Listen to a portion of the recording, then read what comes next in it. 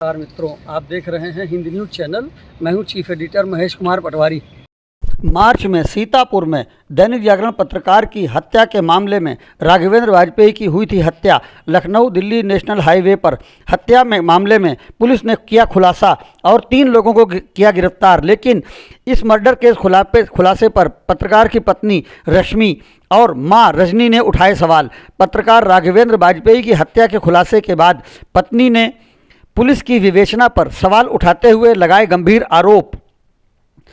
बोली, पहले पत्रकार पर कुकर्म का आरोप लगाया गया और अब ब्लैकमेलिंग की बात कही जा रही है जो कि समझ में नहीं आ रही है। पत्नी ने सीबीआई जांच की मांग की है। हिंद न्यूज़ आपको दिखा रहा है सीतापुर महोली में दैनिक जागरण के पत्रकार राघवेंद्र वाजपेयी की हत्या के खुलासे में 3 आरोपी गिरफ्तार। पत्नी खुलासे से संतुष्ट नहीं और उसने अपनी बात रखी। पुलिस जो खुलासा करे उस पर हमको विश्वास नहीं है, क्योंकि पहले तो कुकर्म करते इनको बताया गया कि कुकर्म ये कर रहे थे। फिर थोड़े दिन, अब ये 34 दिन बाद ये पता लगाया है कि अब ये इन्होंने बाबा को देखा करते। तो इसमें सही क्या है क्या गलत है यही नहीं जान पा रहे हैं। क्या पुलिस बता रही, कहीं बता रही इनको कुकर्मी, कहीं बता रही कि बाबा कुकर्मी थे, फिर बता रहे हैं कि 20 लाख रुपया मांग रहे थे। तो इसमें क्या सच है यही नहीं जान पा रहे हैं। और हमको बस हम यही है कि हम माननीय मुख्यमंत्री से जाएंगे, उन्हीं के पास बात होगी और हम उन्हीं से निवेदन करेंगे हमें इसकी सीबीआई जांच होनी चाहिए और कुछ नहीं। यहाँ की पुलिस पे हमको भरोसा नहीं है।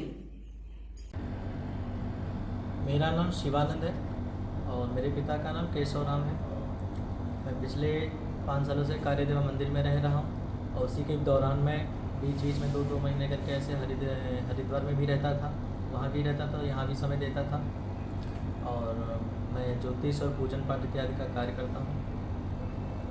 मंदिर पे बहुत से दर्शनार्थी दर्शन करने आते हैं, जिसमें राघवेंद्र वाजपेयी नाम के एक पत्रकार भी आते थे और प्रतिदिन आने का रोज़ मुलाकात होने से हमारी उनकी दोस्ती हो गई। और पिछले 2 महीने पहले एक दिन शाम को उन्होंने हमारी आपत्तिजनक वीडियो या फ़ोटो बना ली, जिसके बाद उन्होंने हमको ब्लैकमेल करना चालू कर दिया। 20 लाख की डिमांड की और हमारे संग जब उसको ज़बरदस्ती समय बनाने की कोशिश की, डिमांड की। मैंने उनको पैसे भी देने के लिए, कुछ पैसा मुझे जोड़कर उनको देने के लिए भी कहा, तो उन्होंने यही कहा कि नहीं, हम 20 लाख से रुपये कम नहीं लेंगे। तो हमारे मन में ये भी आया कि हम संबंध बना लें या पैसे भी दे दें दोनों। उसके बाद भी अगर उनको ब्लैकमेल करते रहे, इसलिए उनको हम संभवतः रास्ते से हटाने का सोचने लगे। और मंदिर पे एक काटरगंज में रहने वाला एक गद्दी नाम का एक लड़का आता रहता था।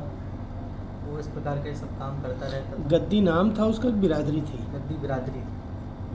गद्दी बिरादरी का एक लड़का आता रहता था जिससे हमारी मुलाकात हुई।